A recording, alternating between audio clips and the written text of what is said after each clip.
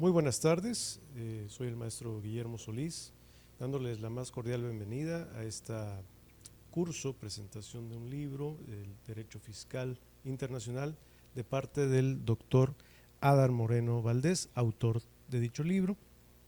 Pero antes de darle la palabra, me gustaría dar su semblanza. Es doctor en Derecho por la UNAM, donde obtuvo mención honorífica. Cuenta con el doctorado honoris causa por el Centro Universitario de Estudios Jurídicos, esta misma casa de estudios. Es miembro del claustro de doctores en Derecho de la Facultad de Derecho de la UNAM. Cuenta con la certificación en análisis de riesgos para el comercio exterior por la Universidad de Georgia en los Estados Unidos. Certificado en Comercio Internacional por el Departamento de Comercio y el de Energía de los Estados Unidos de América. Certificado en Análisis de Riesgos por el Gobierno de Brasil. Fungió como director en la Secretaría de Hacienda y Crédito Público y en la Secretaría de Gobernación. Subdirector en el Servicio de Administración Tributaria de México y en la Secretaría de Economía. Ha publicado en autoría y coautoría un total de 14 libros en temas relacionados con el comercio exterior en México y ha sido articulista para diversas revistas de comercio exterior de México, tales como Trade Law and Customs, Revista CUEG, Revista Reino Aduanero, Revista del Posgrado en Derecho Aduanero, Derecho de la UNAM, catedrático en diversas universidades como la Facultad de Derecho de la UNAM, en esta misma casa de estudios, la Universidad Latina, la Universidad Euroamericana, y ha sido ponente en varios foros como la Secretaría de Hacienda y Crédito Público, la CAREM, la Secretaría de Economía y el Tecnológico de Monterrey, entre otros. Y creo que todavía sigue sumando. Muy bien, bienvenido doctor, muchísimas gracias, lo dejo aquí con su grupo. El tema de los paraísos fiscales. Ese es otro tema que ya está incidiendo en esta materia y está incidiendo en la vida cotidiana de las empresas. Nos gusta reconocerlo o no nos gusta reconocerlo. Y vamos a ver más adelante más de esto. Otro aspecto importante es el tema de los llamados precios de transferencia, que seguramente algunos han escuchado de este tema de precios de transferencia, pero vamos a platicar un poco más de ellos después. Pero es uno de los varios temas del por qué es importante esta materia. Y actualmente está cobrando cada vez mayor relevancia esto, no solamente en el orden nacional, sino también en el orden internacional. ¿Sí? ¿Por qué? Porque esta materia está vinculada con el comercio exterior. La materia fiscal internacional es una materia que está íntimamente vinculada con las operaciones de comercio exterior. Ese es un tema importante. Muchas veces cuando se habla del comercio exterior, se piensa en el aspecto aduanal, se piensa en el aspecto de la inversión, se piensa en los efectos, por ejemplo, que puede causar las regulaciones y restricciones no arancelarias, pero no se pone realmente uno a pensar en qué efectos tiene en el comercio exterior la materia fiscal. Por supuesto que muchos. Y seguramente aquí, si yo pregunto, la mayor parte dirán, los temas es el ICR, el IVA, sí, no, por supuesto, pero hay temas de comercio exterior muy vinculados con lo que se está haciendo ahorita y que golpean o afectan o inciden en esta materia. Por supuesto, sí.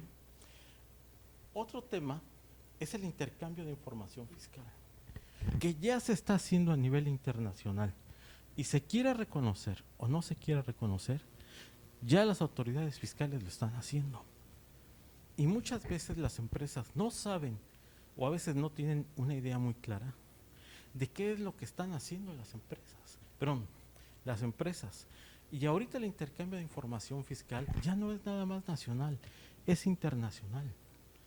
Y ahorita ya hay mecanismos, acuerdos, como vamos a ver un poco más adelante, que reflejan parte de los esquemas, estrategias y desafíos que ya está utilizando la autoridad o las autoridades de nuestro país para saber qué hace una empresa en México. O inclusive, a través del intercambio de información fiscal, el gobierno de Estados Unidos ya pide información de empresas radicadas aquí. ¿Qué están haciendo? Y eso, colegas, ya está regulado en diversos instrumentos internacionales. Por ejemplo, ¿por qué es importante esta materia? Por los aspectos de elusión y evasión fiscal. Ese es otro tema. Elusión y evasión fiscal, por supuesto alguien me va a decir, eso ya existe aquí. Por supuesto que existe aquí, pero también existen esquemas de evasión y elusión fiscal que se están planeando desde el extranjero o desde aquí, que inciden en otros países y que por supuesto también afectan. ¿Sí? Eso es entre otros temas, ¿de acuerdo? Básicamente. ¿Sí? Por supuesto, bueno, la materia fiscal internacional afecta o incide en la potestad tributaria de un Estado. ¿Por qué? Porque hay que decirlo bien claro. La potestad tributaria de un Estado, ¿sí?, ya no puede ser anacrónica o inamovible, como muchos señalan actualmente. ¿Defendemos la soberanía?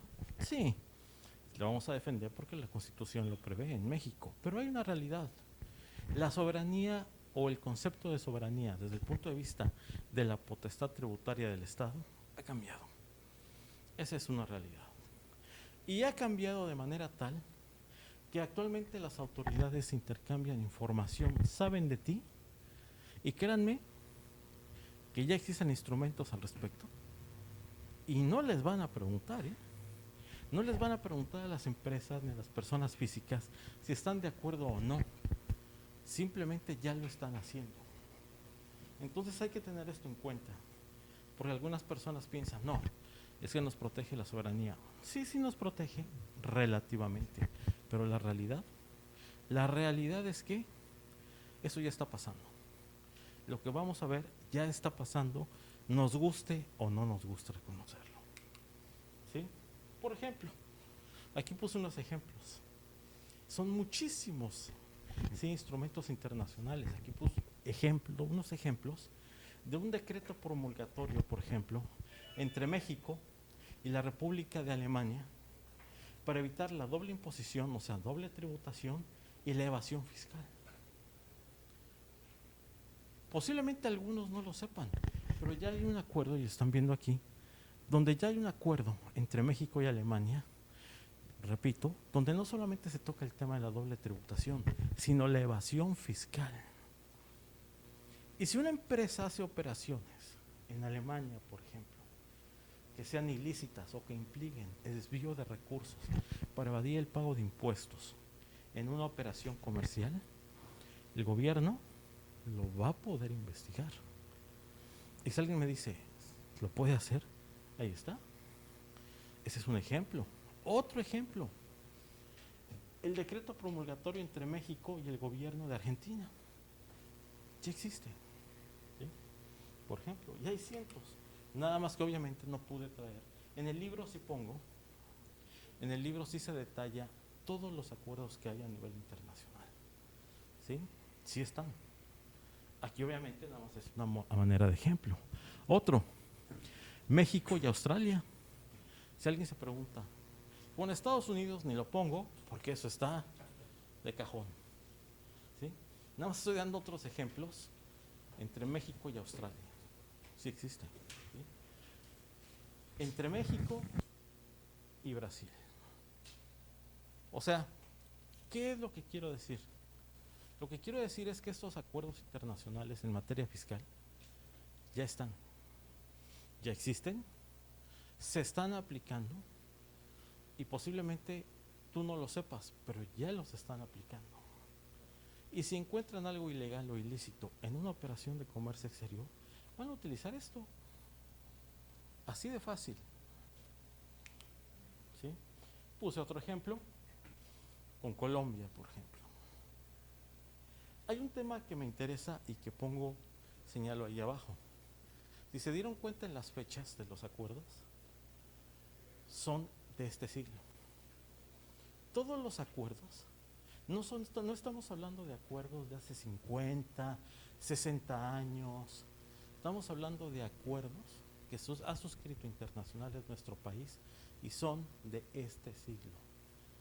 Con Colombia es del 2013. 2007, 2004, 2004, 2009. Y así. ¿Qué quiere decir?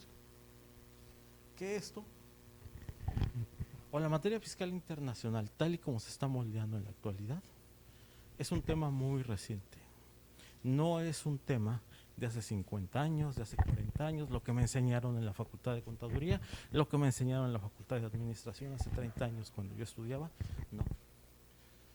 Esto es reciente. La cuestión es muy sencilla. O nos adaptamos a los nuevos tiempos, o nos va a rebasar, ¿sí? O nos van a rebasar las normas y los esquemas legales que ya están estableciéndose en materia fiscal internacional. Es así de sencillo, así de fácil. Y si están viendo las fechas, estamos hablando de tratados, acuerdos de hace 13 o 14 años. Y muchos de ellos ni se han estudiado ni se han examinado en sus alcances. Es ahí la importancia de esta materia, de la materia fiscal internacional. Estás tratando con instrumentos relativamente nuevos, relativamente vigentes, desconocidos en muchas ocasiones, pero que ahí están y que las autoridades sí los van a usar, ¿eh? Y si las empresas no los conocen y los afectan, las autoridades no te van a decir con permiso, te van a decir ya estaba. Que tú no lo sepas, yo lo voy a aplicar. Y lo están aplicando. Es ahí, ¿sí?, parte de la importancia de esta materia, del derecho fiscal internacional, ¿sí? El derecho fiscal internacional ha crecido en importancia y en trascendencia por una razón, porque México cada vez tiene más instrumentos, cada vez tiene más tratados comerciales, cada vez tiene más operaciones con otros países. Y se quiere reconocer o no, esto está pasando. El fundamento de la materia fiscal internacional en parte está en lo que establece la ley del impuesto sobre la renta. Si ustedes recuerdan, el artículo primero es claro cuando te dice, de aquí lo tienen en pantalla, ¿sí? ¿Quiénes están obligados a pagar impuestos en México? Y empezamos. Primero, todos los residentes en este país tienen que pagar impuestos en México, independientemente de la fuente de riqueza de donde se encuentre. ¿Qué quiere decir? Que si yo tengo una empresa residente en México, pero que obtiene ingresos en Estados Unidos, voy a tener que pagar impuestos aquí en México. Si alguien me dice, no, es que así no pasa. No pasa así porque nosotros lo hacemos de otra forma. Bueno, en principio puede haber una curva de doble tributación. Eso es lo que pasa. Pero en principio la ley te dice, si tú tienes una fuente de ingresos en Estados Unidos y tú resides aquí, en principio aquí pagas impuestos. Segundo, si un residente del extranjero tiene un establecimiento permanente en México, es decir, una empresa en México, un japonés que tenga una empresa en México, va a tener que pagar ICR, por ejemplo, impuestos, por las utilidades que obtenga la empresa, ¿sí?, establecida en México. Es así de fácil, aunque sea un japonés. Pero eso ya nos va a llevar a otro problema. ¿Por qué nos va a llevar a otro problema? Porque ese japonés, por ejemplo, que reside en Japón, es nacional de otro estado. Y la ley japonesa le va a decir, a ver, maestro, tú tienes que pagar impuestos por ser nacional de Japón aquí. Y resulta que por lo que obtengas tus ingresos de tu establecimiento, por ejemplo, aquí en México, tienes que pagar impuestos aquí en México. Y entonces ya no va a ser gracioso, porque entonces resulta que ese inversionista va a tener que pagar impuestos en Japón y va a tener que pagar impuestos en México a través de su fuente de riqueza aquí en México, lo cual le va a generar, por ejemplo, una excesiva carga fiscal. ¿Sí me explico? O a veces doble tributación. Y eso va a pasar. Los residentes en el extranjero porque tengan una fuente de riqueza aquí en México. Eso, por ejemplo, es, si una empresa residente en Japón tiene una fuente de ingresos aquí en México, va a tener que pagar impuestos aquí en México porque aquí obtiene sus beneficios y sus utilidades. Pero ¿qué creen? Esto nos lo dice la ley del ICR de México. ¿Y qué creen que diga la ley del ICR de Japón? ¿Qué creen que diga? Algo similar. O sea, tiene que grabar de algún modo generación de riqueza. Exacto. Entonces ese japonés, por decir algo, que tenga una fuente de riqueza en México, va a tener que pagar aquí. Y seguramente su ley en Japón le va a decir, pagas acá. Excesivo, ¿no? Y eso pasa. ¿Sí? Eso es lo que dice nuestra ley del impuesto sobre la renta. ¿Sí? El Código Fiscal de la Federación nos sujeta, es un poco una réplica, el artículo primero, un poco parecido a lo que establece el artículo 31, fracción cuarta constitucional. ¿Sí? El Código Fiscal de la Federación, en esta parte, si se dan cuenta, te dice, bueno, es el artículo primero. De ese artículo desprendemos qué cosa, que las personas físicas y morales de los que dispone el Código Fiscal están obligadas a contribuir para los gastos públicos conforme lo establezcan las leyes. Muy semejante a lo que prevé, ¿sí?, el 31 fracción cuarta constitucional. Pero te dice algo también interesante. Te dice que las disposiciones establecidas en el Código Fiscal de la Federación, en las leyes fiscales, se van a aplicar sin perjuicio de lo establecido en los tratados internacionales. ¿Qué quiere decir esto? Que el propio Código Fiscal excepciona y privilegia la aplicación de un tratado fiscal sobre las leyes nacionales. Te lo está diciendo el Código Fiscal en el artículo primero, ¿sí?, que es algo que hay que tener en cuenta, ¿sí?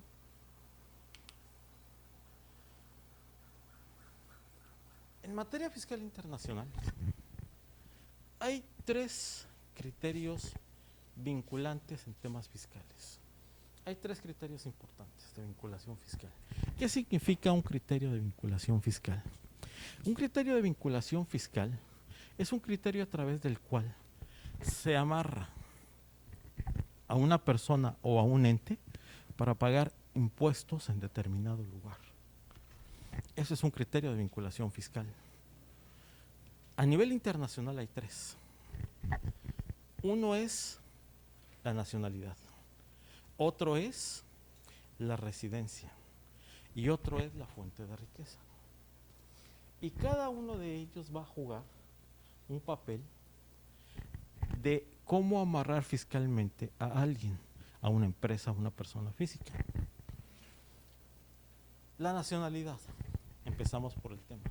La nacionalidad es un criterio de vinculación fiscal. Está basada en el criterio de nacionalidad. ¿Qué es la nacionalidad? En términos muy generales, la nacionalidad es un atributo de la personalidad que establece la vinculación de una persona con un Estado. Eso es, ¿sí me explicó? Eso es la nacionalidad, si lo queremos hacer muy simplificado. Ahora, la nacionalidad, alguien dirá, la nacionalidad es un criterio de vinculación que en el pasado era muy empleado, en el pasado era el criterio más empleado. ¿Ha desaparecido ese criterio de vinculación fiscal a nivel internacional? No. Sigue siendo vigente, pero ya no es el más utilizado. Ya no es, sin embargo, sigue siendo un criterio de vinculación sumamente importante. Y es más, les voy a decir una cosa. Hay sistemas fiscales que hacen de este criterio el criterio más importante. Ya no lo es en todos los sistemas fiscales, pero sí en algunos. Si alguien me pregunta, oiga, ¿hay un ejemplo?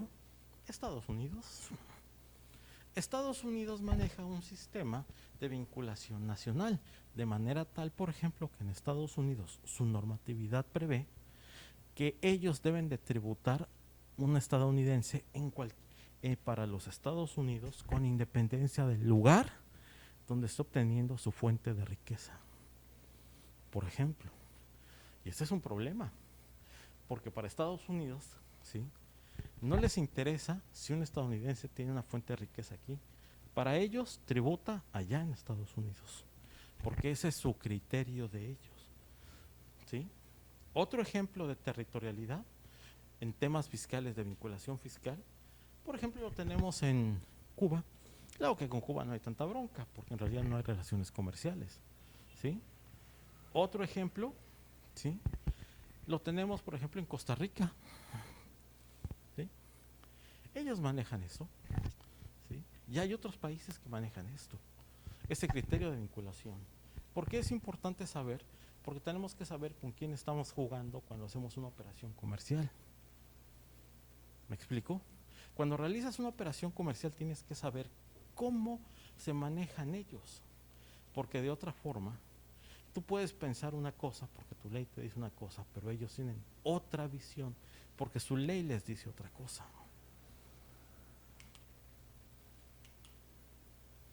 Ah, caray.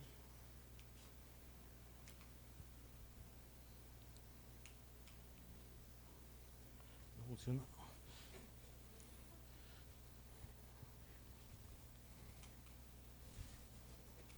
No se mueve. Perdón.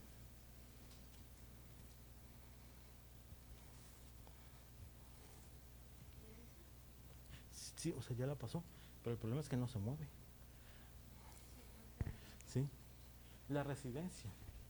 El criterio de vinculación fiscal basado en el concepto de residencia es el criterio que hoy en día prevalece. A nivel internacional es el criterio que prevalece, el concepto de residencia fiscal. Muchos de los países actualmente, ¿y por qué va a prevalecer? Porque así lo estableció la OCDE, la Organización para la Cooperación y el Desarrollo Económico. Este es el segundo criterio de vinculación. Ha cobrado muchísima fuerza, de tal manera que ha desplazado en muchos casos el concepto de nacionalidad y ahora las normas fiscales en muchos países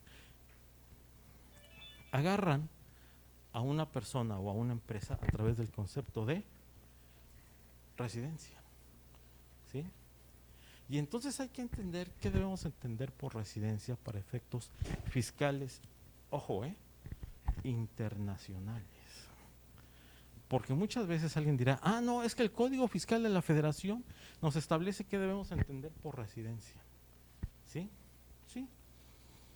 Pero ojo, lo que dice el Código Fiscal, que además si respeta lo que dice la OCDE, tengo que decirlo, pero hay que decirlo, no necesariamente es lo que dicen los tratados internacionales que México ha suscrito. ¿Está claro? Entonces ese es otro punto, ¿sí? En términos generales, el concepto de residencia fiscal, ¿sí? Para efectos de la OCDE, no hablamos de nuestra legislación. Y si alguien me pregunta, oiga, ¿y por qué habla de la OCDE? ¿Por qué no nos habla de lo que nos interesa? El Código Fiscal. El Código Fiscal nos dice qué es la residencia. Por una razón muy sencilla. Porque México forma parte de la OCDE. Para nosotros es un tratado internacional. Y hay un criterio muy sencillo que dice que entre lo que establece la ley y lo que establece el tratado, prevalece ¿qué cosa? El tratado. Y eso lo ha dicho la Suprema Corte. ¿Sí? Entonces, para muchos seguramente me dirán, y así lo resolvemos. Depende. La respuesta entonces depende. Si es un país OCDE, va a prevalecer el criterio OCDE. Por una razón. Porque es un tratado. ¿Sí? Así de sencillo. Entonces, ¿qué nos dice la OCDE en el concepto de residencia? Bueno, básicamente que el concepto de residencia en personas físicas, primero es muy sintetizado su casa habitación, es el primer criterio. Y en segundo lugar, su centro de intereses vitales. Son los criterios para determinar el domicilio de una persona física, su residencia. En el caso de una persona moral, los criterios son designar dónde establece la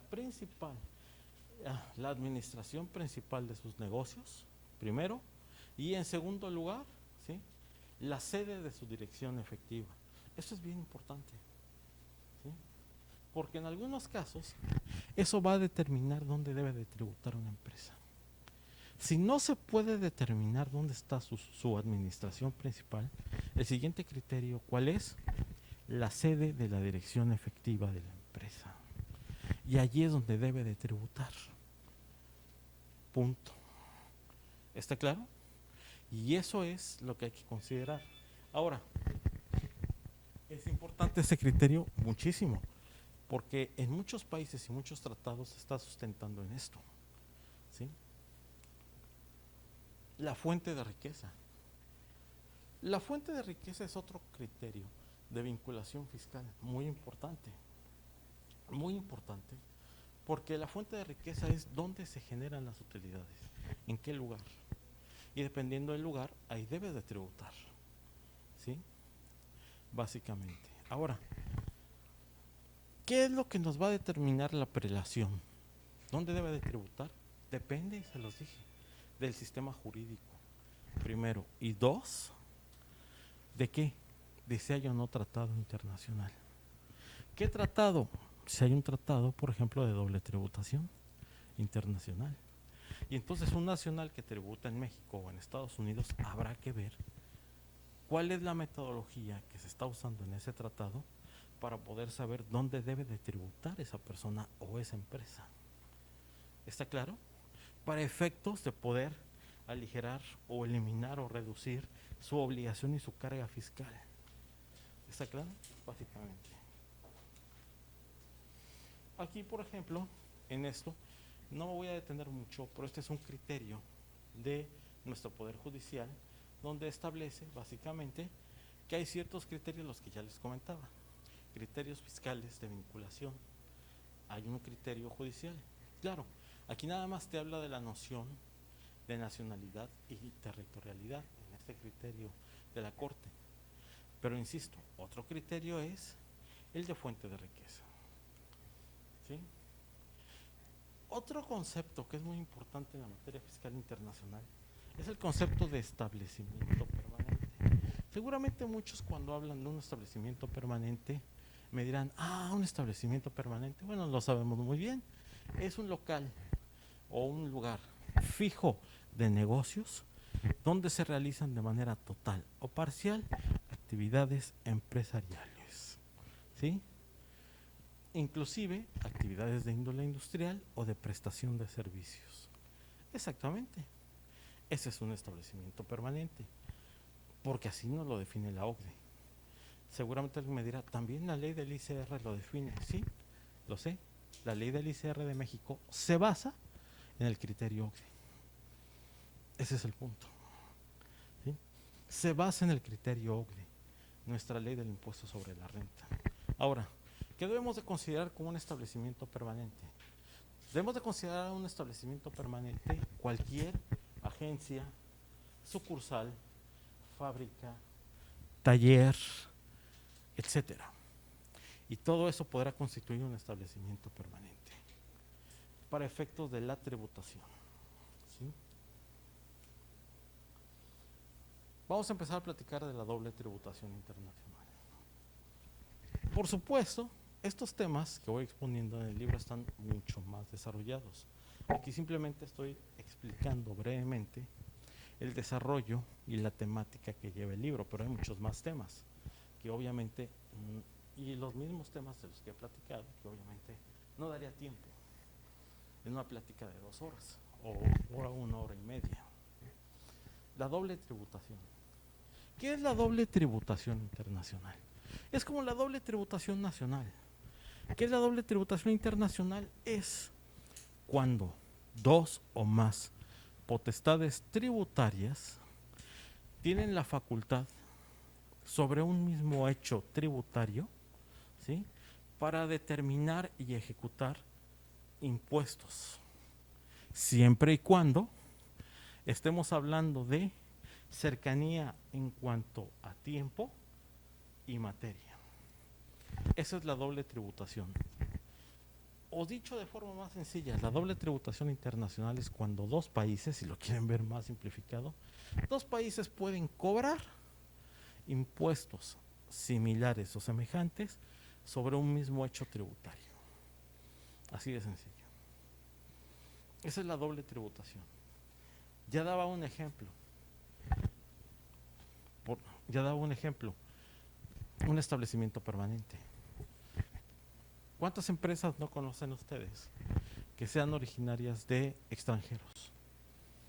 De extranjeros japoneses tienen una empresa aquí en Veracruz. La empresa en Veracruz genera utilidades. Obviamente, grabar utilidades a la empresa es una cosa, pero al mismo tiempo, los mismos inversionistas que tienen la empresa aquí son grabados en Japón, ¿sí?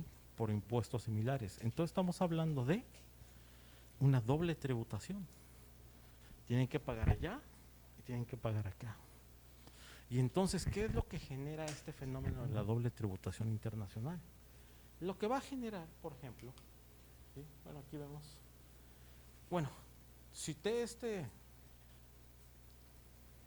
criterio judicial para de una vez despejar un mito cuando dice, los acuerdos de doble tributación no generan cargas fiscales. Quien genera la carga fiscal es la ley del país, la ley fiscal del país. Punto. Así de fácil. La ley fiscal del país es la que genera una carga tributaria, no un tratado. De hecho, un tratado o un acuerdo de doble tributación internacional lo que busca es simplificar y facilitar el pago de impuestos. Esa es otra parte importante de esta materia, porque esa materia te va a llevar al análisis de los acuerdos de doble tributación internacional, que son los que te van a dar beneficios a ti o a tu empresa. Y entonces, ya no basta, por eso les decía desde el principio, si yo quiero conocer un beneficio fiscal, en ocasiones no voy a poder conocerlo si me voy estrictamente a la ley nacional, porque no estás aplicando la norma que deberías de ver o checar, que es, por ejemplo, un acuerdo de doble tributación internacional. ¿Está claro? Ahora, ¿sí? ¿Cuáles son los elementos de la doble tributación internacional? No vamos a explicarlos porque no es el punto, pero sí vamos a hablar de esos elementos. ¿Qué elementos son? Primero, debe de existir una identidad o similitud de impuestos de lo que se está cobrando. Es decir, el que se cobra en el extranjero y el que se cobra en México deben ser impuestos idénticos o similares. Primer punto, para que haya doble tributación, porque si no, no puede caer en ese supuesto. Segundo elemento, debe de existir un mismo hecho generador del impuesto. Es decir, que el hecho generador o lo que está dando lugar a la determinación y cobro del impuesto debe ser el mismo como hecho generador de la obligación tributaria. ¿Está claro?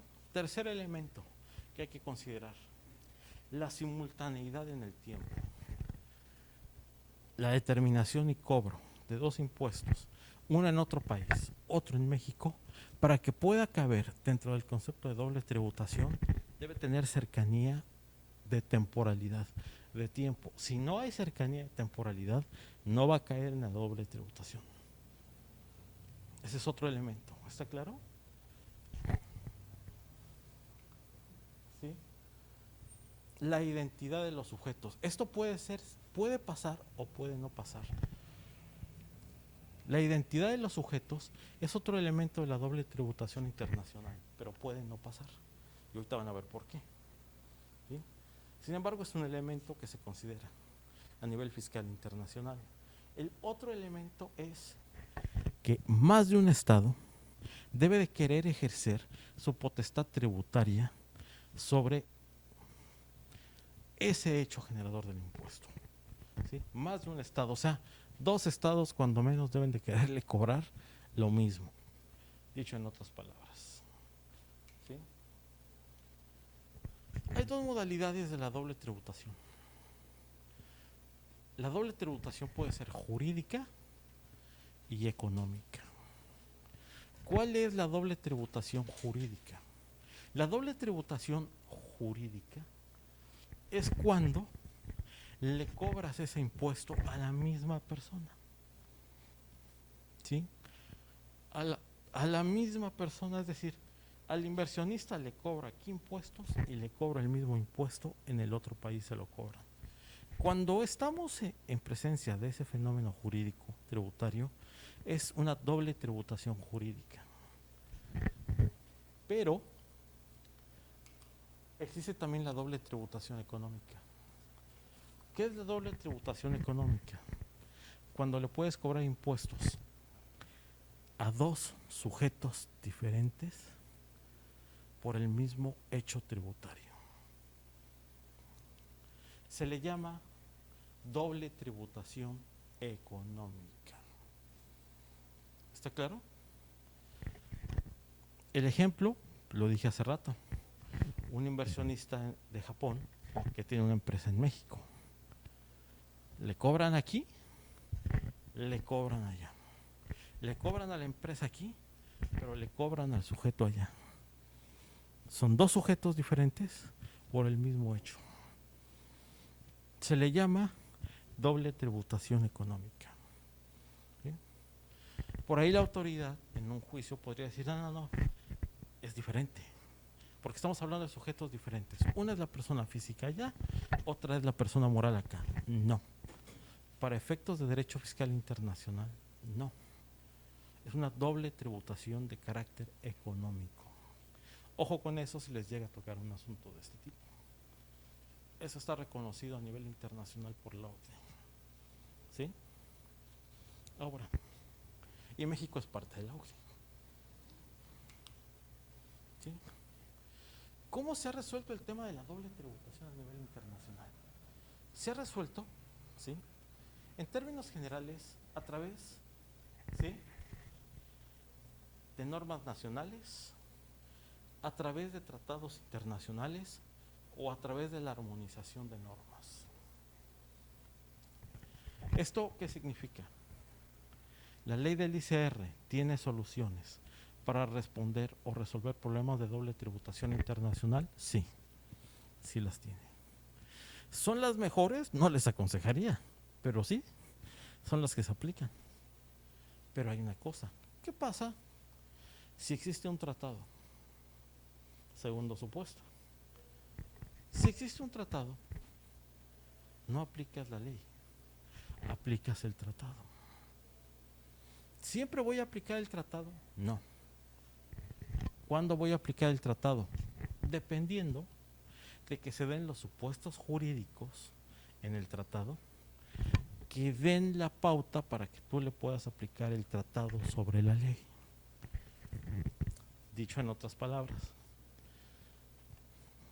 Estados Unidos y México tienen un acuerdo de doble tributación internacional. México y Estados Unidos lo tienen. México y Estados Unidos tienen un acuerdo de doble tributación internacional. ¿Qué es lo que va a buscar un gringo que tributa en México? Por ejemplo, que le apliquen ese acuerdo de doble tributación. Porque ese acuerdo de doble tributación le va a dar beneficios fiscales para que posiblemente no pague impuestos aquí, pero sí allá. Lo mismo un mexicano. A lo mejor pagará impuestos allá, pero no aquí. Todo depende. ¿Está claro? Los tratados son básicos y son a través de los llamados acuerdos de doble tributación internacional.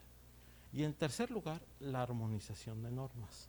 Esa es otra forma para resolver el problema de doble tributación internacional. No se preocupen, esto no va a pasar aquí en México por una razón, porque la armonización de normas quiere decir que dos o más países armonizan sus normas fiscales nacionales de manera tal que las aplican de manera igual en 2 o 3 países. México no lo ha hecho, así que pueden estar muy tranquilos en ese aspecto. Si alguien me pregunta, oiga, pero entonces si no se ha hecho en México, entonces ¿dónde se aplica? En Europa. En Europa están un poco más avanzados que nosotros. Ellos ya están aplicando la armonización fiscal en algunos temas. En algunos temas. ¿Está claro? En algunos temas. No en todos. Pero ahí lo estamos. En el libro analizo cómo lo están haciendo y qué es lo que están aplicando en Europa. Porque también es un ejercicio de derecho fiscal comparado. ¿Sí? Como siempre lo he dicho, más un texto de este tipo tiene que darle al lector la posibilidad de leer más allá de la norma nacional. Si no, francamente, pues ¿para qué? Más en un texto de este tipo. Hay más metodologías que se usan en los acuerdos de doble tributación internacional e inclusive en la ley nacional para resolver el problema de la doble tributación. No voy a hablar de todos, Simplemente voy a dar algunos ejemplos de metodologías que se usan. Una primera metodología es la llamada el método de la deducción. Esto está establecido no porque lo diga el ICR, la ley del ICR. Esto es porque así lo maneja la OCDE, inclusive la ONU, que también tiene su modelo de doble tributación internacional. ¿Sí? El método de la deducción, ¿qué significa? Por ejemplo, si yo tributo en otro país, porque tengo una fuente de riqueza en otro país, ¿sí? Donde yo tribute, pero donde yo tenga mi fuente de riqueza, ahí pagaré impuestos. Y eso que haya pagado de impuestos lo voy a usar como deducción de mi renta. ¿Sí? A eso se le llama método de la deducción. ¿Existe? Claro que sí. Está en los tratados, en los acuerdos de doble tributación internacional. ¿Sí? Segundo ejemplo, el método del tipo impositivo especial. ¿Qué significa? Yo tengo una fuente de riqueza en los Estados Unidos. Si en el acuerdo de doble tributación se prevé que cuando yo tribute, yo tenga una fuente de riqueza en Estados Unidos y tenga que pagar impuestos allá y los pago allá, cuando venga acá, le voy a decir, SAT, pagué allá, te voy a pagar, pagué un 25% de ICR allá. Te comento que voy a pagar aquí 5%. Ese es el método de el tipo impositivo especial. Cuando se establece un tipo mucho más reducido de impuestos, ¿sí? Aquí en el país de residencia normalmente, en relación a lo que pagué en el otro país. Ese es otro. Otro mecanismo para resolver la doble tributación internacional. El método de la exención es otro. ¿Qué significa el método de la exención? Significa que si yo tengo una fuente de riqueza en los Estados Unidos, ¿sí? Si yo tengo una fuente de riqueza y ya pagué impuestos allá, si me llegan a aplicar este método, ¿qué es lo que va a pasar? Lo que pagué de impuestos allá, me lo van a exentar aquí, ¿sí? De mis impuestos, de mi obligación tributaria, ¿sí? Y hay más mecanismos, pero hay más mecanismos que a nivel internacional se establecen para resolver el problema de la doble tributación internacional. Los desarrollo en el libro, pero obviamente no había tiempo de pormenorizar todos y cada uno de los métodos. Ahora, lo dije de manera muy general, pero esto implica pormenorizar más detalles. ¿Sí me explicó? Que esos detalles vienen precisados en el libro. Ahora, ¿se pueden aplicar estos métodos? Sí. ¿De qué va a depender? De lo que diga el tratado. ¿Sí me explicó? De lo que diga el tratado. El acuerdo de doble tributación en cuestión es lo que hay que analizar, que muchas veces no se hace en operaciones comerciales. Se ve el acuerdo, pero por encimita y dicen, medio como que aplica o no aplica, pues como que no aplica o como que sí aplica. No lo encuadras bien y es donde vienen los problemas. ¿Sí? Porque después el SAT te va a decir, ¿sabes qué? No lo aplicaste bien. Entonces, venga para acá y tienes un crédito fiscal por no saber aplicar adecuadamente la metodología. ¿Está claro? Entonces, básicamente, esto está pasando. ¿Ocurre o no ocurre? Claro que está ocurriendo. Está ocurriendo. Por eso muchas empresas o personas físicas llegan a tener créditos fiscales por estas razones. ¿Sí? A nivel internacional hay tres tipos de modelos de convenio de doble tributación que se usan a nivel mundial. Uno es el modelo convenio de la OCDE, 2 es el modelo convenio de la ONU de doble tributación, 3 el modelo convenio de los Estados Unidos. Son los 3 modelos más importantes del mundo. Si alguien me pregunta, ok, los 3 los analizo en el libro, se los digo, los 3 están analizados, pero bueno, independientemente de que se analiza en el libro, si alguien me pregunta, ¿cuál es el que usa México? El modelo OCDE. El modelo OCDE. Ujú. Para muchos dirán, ¿cómo? ¿No utilizamos el modelo de doble tributación de la ONU? No, no. México ha basado todo su sistema de doble tributación internacional en el sistema OCDE, en el sistema de la Organización para la Cooperación y el Desarrollo Económico. Y entonces ahí es de donde tenemos que analizar más a detalle el modelo de doble tributación. ¿Y saben por qué? Porque todos los acuerdos de doble tributación que México ha suscrito se sustentan en el modelo OCDE. Y si manejas el modelo OCDE, sabes lo que está haciendo México. Y aunque no te leas todos los acuerdos, sabes las bases porque conoces el modelo OCDE. ¿Está claro? Ese es el tema. Por ejemplo, ¿sí? ¿Cuáles son los objetivos de los modelos de los acuerdos de doble tributación?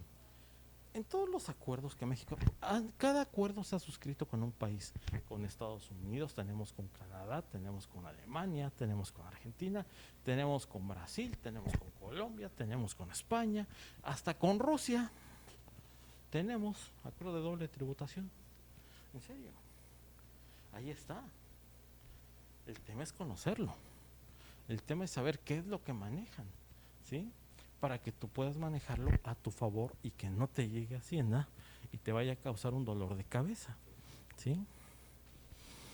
¿Cuál es el objetivo de un acuerdo de doble tributación que ha suscrito México? Son varios, pero entre otros, disminuir la carga fiscal. Esa es la primera.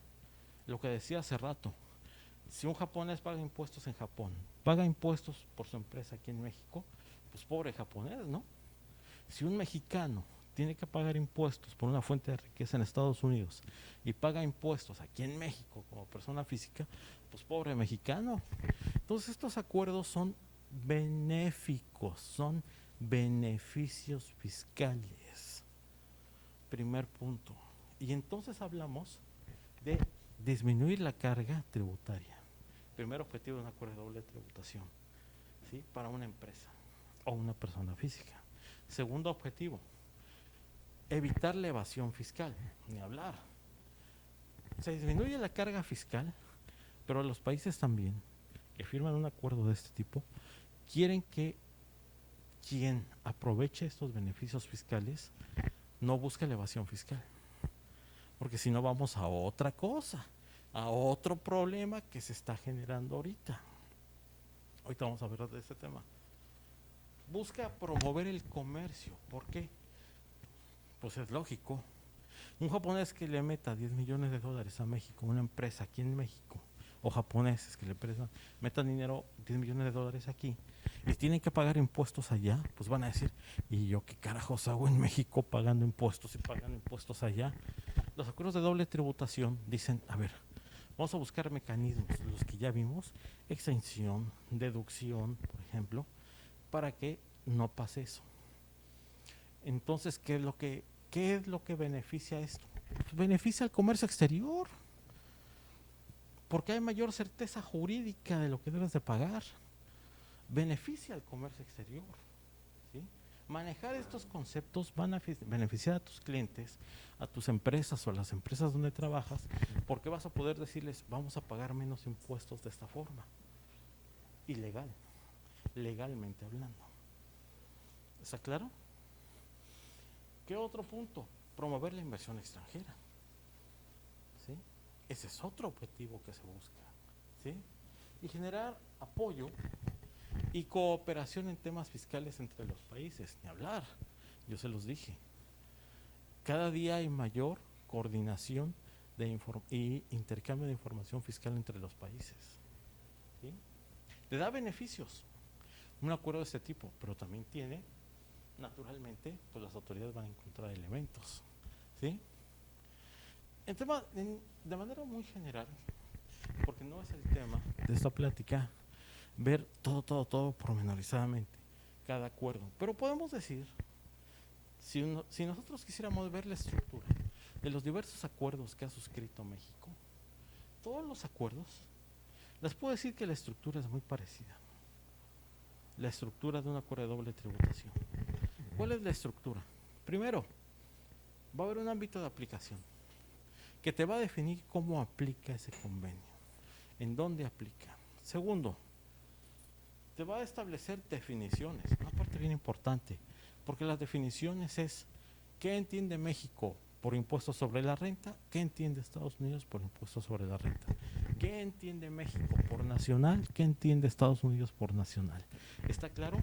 Se homologa la terminología para que no haya malos entendidos en temas de aplicación fiscal internacional.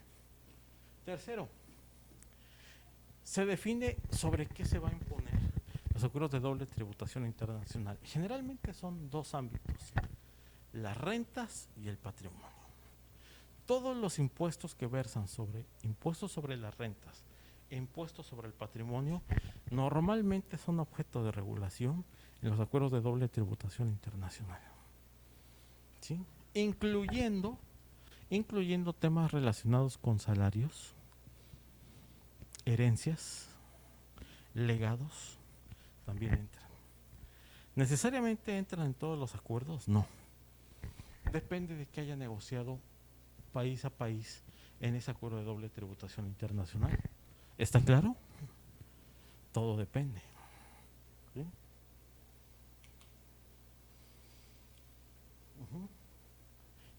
En estos acuerdos de doble tributación que México ha suscrito, se establecen, por ejemplo, lo que se conocen como métodos para eliminar la doble tributación. Ya vimos 3 ejemplos. Hay más, pero ya vimos 3 ejemplos. Esos métodos aquí se insertan. ¿Sí? ¿Qué otra estructura o qué otro elemento tienen estos acuerdos? Las disposiciones especiales, ¿como cuáles? Procedimientos amistosos, intercambio de información y asistencia en la recaudación. ¿Sí? Básicamente. Si alguien me dice, oiga, ¿y un procedimiento amistoso qué es? Seguramente alguien me preguntará, ¿qué es un procedimiento entre amigos fiscales o nos llevamos muy bien? No. Es una especie de conciliación, pero un procedimiento amistoso, fíjense, y se los voy a decir, es un procedimiento establecido en los acuerdos de doble tributación, a través del cual, si un particular tiene dudas respecto de la aplicación de un impuesto en ese país, por ejemplo en México, puede solicitar a través del procedimiento amistoso establecido en el acuerdo de doble tributación internacional que una autoridad fiscal revise ese caso. Y si la autoridad fiscal de México tiene dudas sobre ese caso, va a iniciar un procedimiento de consulta con la autoridad fiscal del otro país. Por ejemplo, puede ser Estados Unidos. Y entonces entre las dos autoridades definen cómo se debe de aplicar ese impuesto en ese caso en particular o en esos casos en particular. Eso existe. Si alguien me pregunta, oiga, ¿sí existe eso? Claro que sí existe, está establecido en los acuerdos de doble tributación. Son herramientas que ahí están, pero muchas no las usan. ¿La conocían? ¿La conocían, colegas? ¿Se aplica? Está, pero muchas empresas no la usan porque no saben que existe. Son herramientas legales de apoyo que te pueden ayudar a resolver problemas fiscales, pero no se usan, repito, porque no las conocen. Es trágico, pero por eso está este libro. ¿Sí me explicó? Por eso está este libro.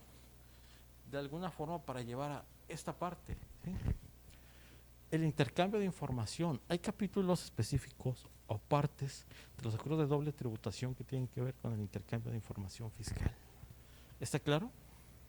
¿Cómo se va a hacer? ¿En qué términos? ¿Sobre qué? ¿Sí? Y disposiciones finales. No me entretengo. Esto podría ser objeto inclusive de un análisis que llevaría posiblemente hasta semanas, pero bueno, estamos viendo brevemente el contenido, ¿no?, de los temas, ¿sí? Básicamente. Fíjense, hay un tema que ha surgido con los acuerdos de doble tributación, que es muy interesante. ¿Cuál es el tema que ha surgido? que algunos abusados, personas físicas o empresas, dicen, oye, nos da muchos beneficios fiscales meternos en este acuerdo de doble tributación entre México y Estados Unidos. ¿Sabes qué? Vamos a meternos. Vamos a meternos y vamos a ubicarnos en esos supuestos para pagar menos impuestos. Es ser inteligente, ¿verdad?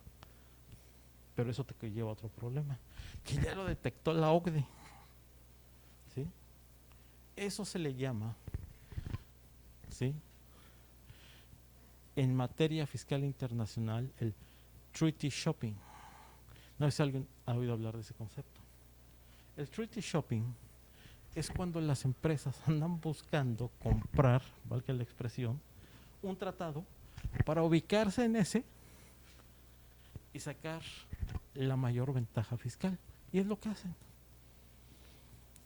Se llama treaty shopping. Y el treaty shopping se usa, por ejemplo, dos mecanismos. Se utilizan lo que le llaman las conduit companies, ¿sí?, o la celebración de acuerdos o de contratos. Alguien dice, ¿cómo es esto? Muy sencillo. Lo que hacen hoy en día algunas empresas para ubicarse en los beneficios fiscales de un tratado es, vamos a utilizar a una empresa mexicana, vamos a ponerlo de esta forma. Unos venezolanos quieren utilizar una empresa mexicana para obtener beneficios fiscales de un acuerdo de doble tributación entre México y Estados Unidos. Compran una empresa mexicana para obtener beneficios fiscales.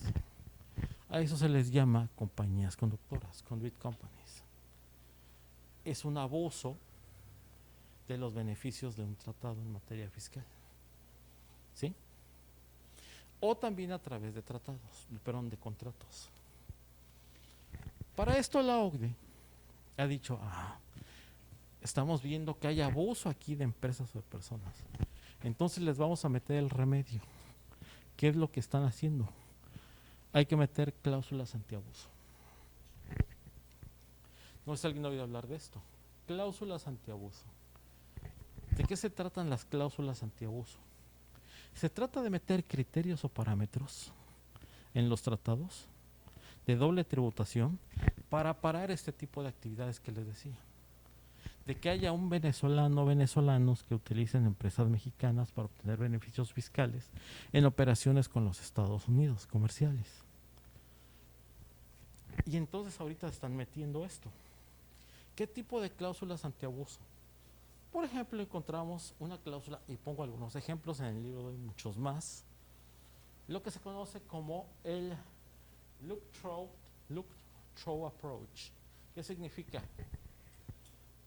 Es una serie de mecanismos que se establecen para ver, quitar el velo, vamos a decirlo de esta forma, de quién hace el contrato, y vamos a ver quién está realmente tras de todo esto. ¿Sí me explico? Vamos a buscar a quién está atrás de una operación comercial para ver si aquí no alguien quiere abusar de un tratado. Es un criterio y tiene ciertos requisitos legales. Aquí simplemente lo señalo. Otra cláusula antiabuso que se utiliza, que se ha empleado, es la cláusula de tránsito. ¿Sí? ¿Qué quiere decir? Que a lo mejor algún país o un gobierno o una empresa de un país que se considera malandro quiere utilizar una empresa mexicana para hacer operaciones con Estados Unidos utilizando un acuerdo de doble tributación fiscal para beneficiarse. En este caso se tiene que hacer un análisis de el origen de esa empresa real. Y si se detecta que ese origen viene de un país, por decirlo así, malandro, se detiene la operación y se le deniegan los beneficios fiscales. ¿Está claro? Muy sintetizado. Otro, por ejemplo, la cláusula de buena fe, una cláusula antiabuso. ¿Qué significa? Que para que yo te dé el beneficio de un acuerdo de doble tributación y tú pagues menos impuestos, yo tengo que ver cuáles, si efectivamente existen razones comerciales reales que motiven la operación comercial en particular. Si no detecta la autoridad que existan razones comerciales reales, a través de esta cláusula te va a decir, no pasa. No pasa el beneficio fiscal que me solicitas. ¿Sí? Entonces, otro ejemplo de una cláusula antiabuso. Ya hay más. Nada más que obviamente, pues, no da tiempo, pero bueno. ¿Sí queda claro? Más o menos es la idea, ¿no? Entonces, esto está pasando. ¿Sí? Eso por lo que respecta al tema de doble tributación internacional. Vámonos ahora al tema de intercambio de información fiscal. Eso es un capítulo particular de la obra. ¿Sí? Hay que entender que el intercambio de información fiscal, ¿sí?, no es nada más para, los dos países intercambian información fiscal. ¿Y cómo para qué? Tienen un objetivo. ¿Cuál es el objetivo? Verificar si estás haciendo o no bien las cosas. A lo mejor tú estás exportando a Estados Unidos y dices que todo está precioso, lindo.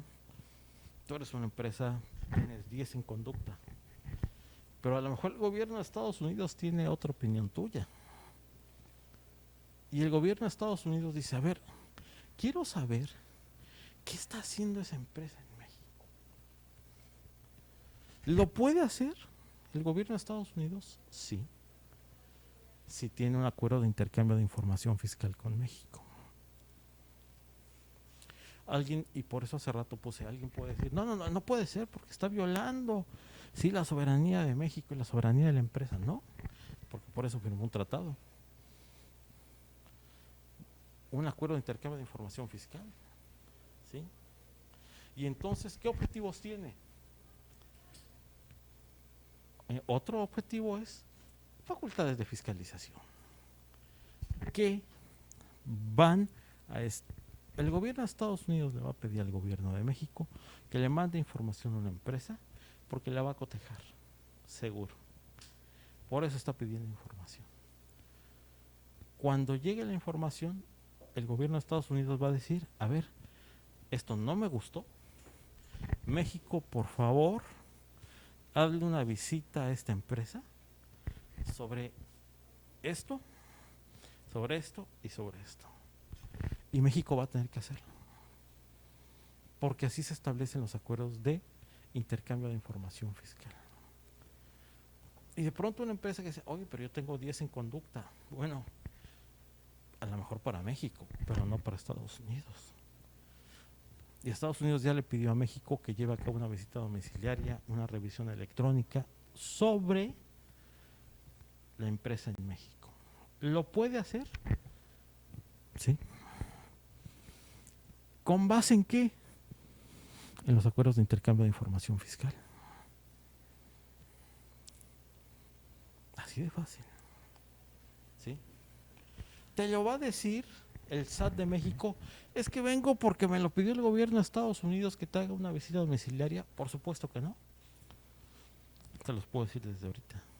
Lo va a hacer el gobierno de México como si fuera una facultad de fiscalización propia, aunque el pitazo viene de Estados Unidos, que es lo que muchas veces las empresas no entienden. Dicen, ¿y por qué a mí? Pues porque se lo está pidiendo alguien. ¿Quién? Pues otro país, el gobierno de otro país. Oye, pero ¿por qué no me lo dicen? No te lo van a decir. Simplemente te van a fiscalizar. Punto. ¿Sí? ¿Qué otro aspecto? ¿Sí? Precisamente de esto se trata. Que las autoridades fiscales van a solicitar apoyo y colaboración entre autoridades fiscales de distintos países. De eso se trata. Intercambiar información fiscal no es como muchos piensan, pues es que le voy a dar los informes de la empresa que está en Veracruz al gobierno de Estados Unidos. No nada más lo piden por eso, lo piden porque lo van a revisar. porque lo van a checar. Y si encuentran algo malo, le van a decir a México, fiscalízame esta empresa. Punto. Y cuando te llegue la orden de visita, repito, no van a decir, es que venimos porque el gobierno de Estados Unidos nos lo pidió. Claro que no. No son tan tontos. Van a ir a revisarte como si fuera facultad del SAT. Ahora de la NAM también. ¿Sí? Entonces, es un tema, no es un tema menor, el tema del intercambio de información fiscal. Aquí lo están viendo. ¿Sí? ¿Cuáles son los mecanismos de intercambio de información fiscal? Bueno, hay diferentes mecanismos a nivel internacional. Hay mecanismos que se les llama de carácter automático, espontáneo o a petición de parte. ¿Qué significa el automático? Significa que hay un acuerdo de intercambio de información fiscal de que en ciertos supuestos automáticamente comparta la información. ¿Sí me explico? Un gobierno con otro, pero en automático. No se va a requerir petición de parte. Simplemente llega el supuesto de intercambio de información fiscal, el SAT le dice, está haciendo el acuerdo, te informo a Estados Unidos que esta empresa está haciendo esto. Ahí tú sabrás. Ya Estados Unidos dependerá de lo que diga. Bueno, puede ser Estados Unidos, puede ser Canadá, puede ser otro país. ¿Sí queda claro? Todo depende. ¿De qué depende? De con quién tenemos un acuerdo de intercambio de información fiscal. ¿Cuáles son los límites de ese intercambio de información fiscal? ¿Cuáles son las normas que se contienen en ese acuerdo de intercambio de información fiscal? Intercambio de información espontáneo. El espontáneo es cuando no hay tratado o acuerdo de intercambio de información fiscal y un país de manera espontánea comparte información. ¿Se da? Sobre determinados supuestos. Otro es cuando existe petición de parte. ¿Cuál es la petición de parte? Cuando el gobierno de Canadá le dice al gobierno de México, oye, yo quiero saber qué está haciendo la empresa tal en Veracruz. Quiero que me digas qué está haciendo porque algo tiene que no me cuadra en Canadá. Sus operaciones comerciales o lo que está haciendo sus exportaciones. Quiero que me la verifiques en México. ¿Lo puede hacer? Claro que sí. Esa petición de parte. ¿Sí? Hay mecanismos unilaterales donde no se requiere un tratado. Unilateralmente un país manda la información. Pero normalmente esto pues no funciona.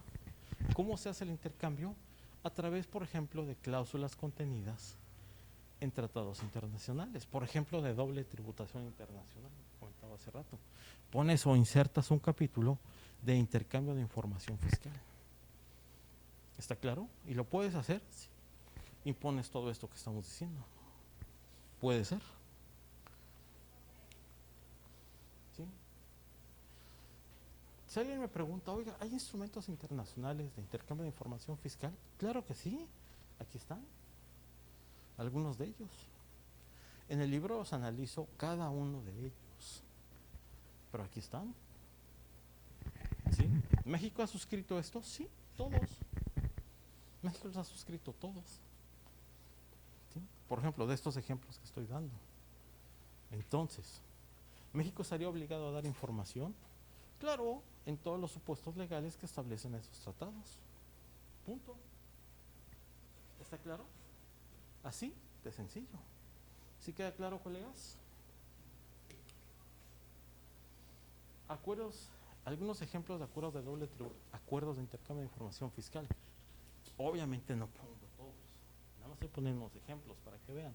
Por ejemplo, tenemos de Estados Unidos con Holanda, ejemplo, Países Bajos.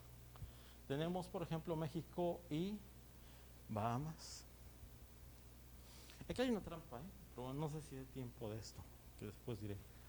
Porque seguramente si aquí hay alguien del SAT dirá, no, es que ya hay intercambio de información fiscal con paraísos fiscales, doctor. Esto ya no va a pasar las trampas. ¿Cómo no? Hay una trampa. La trampa está en el requerimiento de información. Cuando hay intercambio de información fiscal con paraísos fiscales, siempre debe de hacerse a petición de parte. ¿Qué quiere decir? Para que me entiendan. Si México tiene 100 gentes o 100 empresas que tienen dinero en las Bahamas, Bahamas es un paraíso fiscal. Si México tiene 100 gentes, ejemplo, México tiene un acuerdo de intercambio de información fiscal con las Bahamas. Entonces nuestro gobierno dice, ya limpiamos, ¿sí?, a todos esos que van a invierten el dinero en forma inadecuada. Aquí está el acuerdo entre México y las Bahamas. La información, ok, de acuerdo. Nada más hay un pequeño detalle. Bahamas no te va a dar información general. Te va a dar la información de quien tú le pidas. Por eso es a requerimiento de parte. Y entonces cuando tú le pidas información de Juan López, Bahamas te va a decir, ok, te da información de Juan López. Oye, pero hay otros 100 mexicanos ahí. Sí, pero tú no me lo estás pidiendo. Tú nada más me pides de Juan López. Y es lo que yo te voy a dar. De los otros 99, no sé. ¿Sí queda claro? Por eso muchos dicen, oiga, entonces no se descubren a los malandros. Todo depende. Es cuando se usan los instrumentos fiscales a veces con matices políticos. Si yo sé que hay alguien que me cae gordo y que tiene dinero allá, voy a pedir información de él. De los otros 99, no, porque son mis cuates. ¿Sí queda claro? Ese es jugar con información. ¿Legal? Claro que es legal. ¿Sí queda claro? ¿Es legal? Nada más que es con dedicatoria.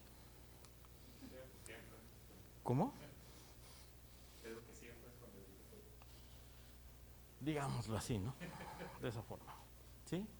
Este es otro ejemplo. Hay muchos más, pero nada más di unos ejemplos. ¿Sí queda claro? En el libro los pueden ver. Y se hace un análisis pormenorizado de qué implica cada acuerdo de intercambio de información fiscal. ¿Está claro? ¿Sí? Paraísos fiscales. Es otro tema que desde mi punto de vista, obviamente, ¿verdad? Yo soy el autor, ¿qué puedo decir? Pero desde mi punto de vista es de los temas pioneros en este país que se hacen en este tema. Un análisis, porque en realidad poco en nuestro país, ¿sí?, de paraísos fiscales. Es un tema en el cual vamos a analizar en este capítulo qué es un paraíso fiscal. Si queremos decir que es un paraíso fiscal, yo diría que un paraíso fiscal es un país, una región, una zona, en donde se elimina o se disminuye drásticamente, ¿sí?, el impuesto, por ejemplo, en esa región. ¿Con qué propósito? Para favorecer la llegada de inversionistas extranjeros, generalmente, o inclusive inversionistas de esos mismos lugares, siempre y cuando tengan dinero. El chiste es que tengan dinero. O dicho en otras palabras, si me traes 10 millones de dólares y los vas a invertir en mi país y soy un paraíso fiscal, te sonrío y te recibo con los brazos abiertos. Así seas inglés, así seas americano, así seas mexicano. O dicho en otras palabras, pues el dinero mueve montañas en este caso. Esos son los paraísos fiscales. Puede parecer, así es. Hay dos formas para saber cómo identificas un paraíso fiscal a nivel internacional: a través de listas cerradas o listas abiertas. Esos son los dos mecanismos. ¿Qué significa una lista cerrada? Significa que un país hace un listado de los países que se consideran paraísos fiscales. Hace un listado. Esa es una lista cerrada. ¿Qué es una lista abierta? Cuando yo doy las características generales de lo que se considera paraíso fiscal y todo lo que se adecue a eso será un paraíso fiscal. Ese es el mecanismo de listas abiertas. Si alguien me pregunta, ¿México maneja estos sistemas? Sí, los dos. Sí, aquí lo están viendo. La ley del ICR en México te hace un análisis del listado de listas abiertas, ¿sí? En lo que es el título sexto de la ley del ICR, listas abiertas. Pero también en el noveno transitorio, ¿sí? Fracción 42, encontramos un listado de que se consideran paraísos fiscales. Y entonces encontramos que hay, por ejemplo, ejemplos como Antillas, Barbados, Bermudas, Mónaco, Bahamas, Qatar, que va a ser el mundial ahí, por cierto. O sea que van a ir a lo lindo ahí también hacer inversiones. Qatar, por ejemplo, Hong Kong, que les voy a decir desde ahorita, una de las claves que ha permitido el desarrollo de Hong Kong, de China, ha sido esto. China fue paraíso fiscal. Muchos de sus puertos, sus ciudades más importantes han sido paraísos fiscales. Si alguien me pregunta, les voy a decir, Corea del Sur, que ahora la admiramos, Corea del Sur fue un paraíso fiscal en un inicio. Fue un paraíso fiscal. Taiwán fue un paraíso fiscal. Sí. Alguien me pregunta, oiga, pero son ejemplos de esos. Estados Unidos tiene paraísos fiscales adentro. ¿Sí lo sabían? Nevada, Delaware, Wyoming son paraísos fiscales. Si alguien me pregunta, bueno, pero es la excepción. Hay países muy sobrios, muy serios. ¿Cuál? ¿Inglaterra? Reino Unido tiene las Malvinas, por ejemplo. Es un paraíso fiscal. ¿Sí? Tiene su paraíso fiscal. Tienen a Gibraltar. No sé si sabían, pero Gibraltar está bajo el dominio inglés. ¿Sí? Es un paraíso fiscal.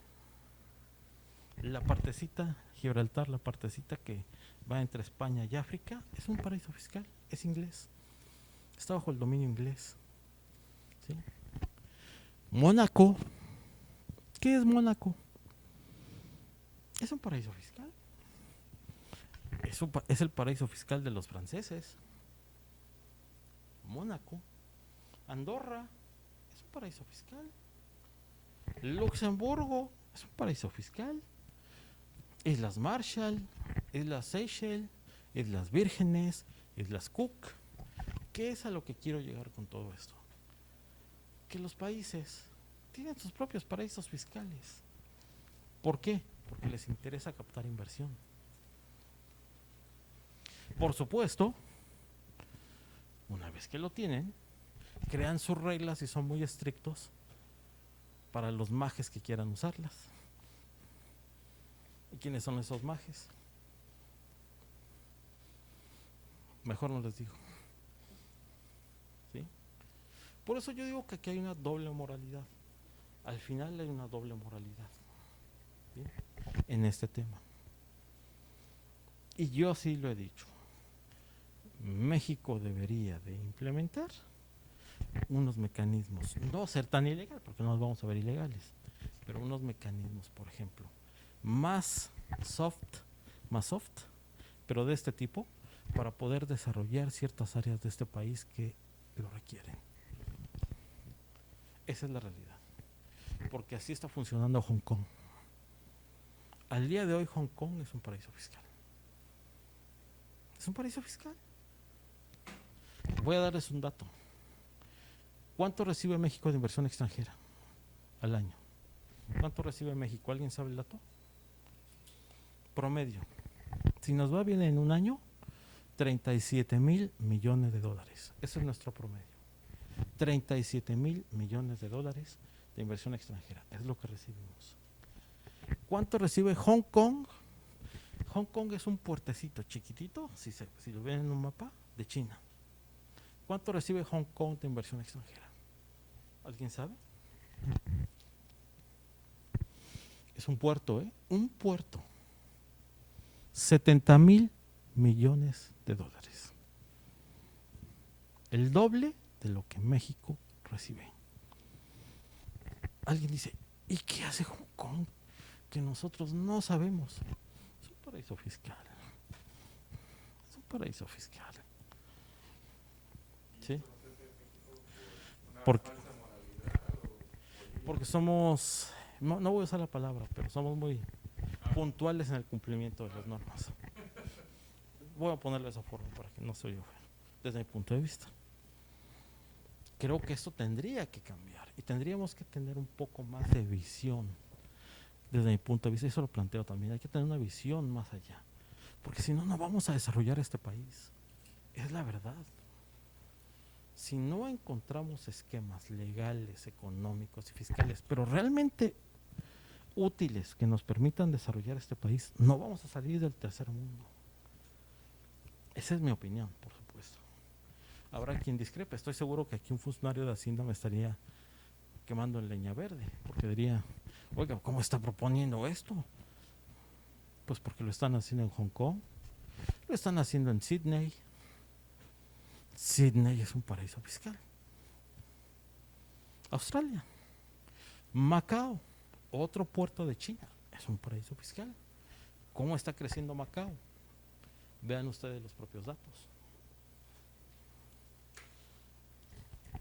Es decir, creo que hay que saber jugar con los juegos que se presentan y creo que tendríamos que saber jugar un poco mejor en nuestro país, el juego económico, desde mi punto de vista. Jugar un poco mejor. Ahora, ¿cuáles son los elementos de un paraíso fiscal?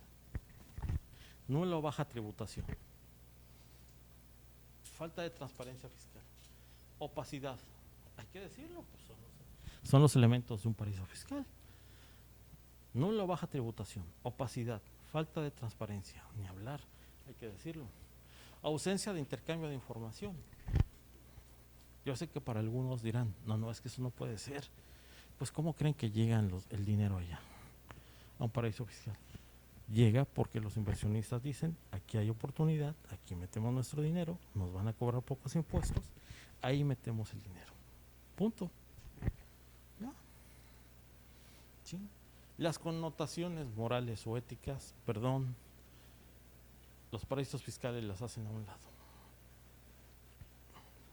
A lo mejor puede ser algo que no guste lo que estoy diciendo, pero es la realidad. ¿Sí está claro? Eso se analiza en el libro. Se analiza cada uno de los elementos. ¿Sí?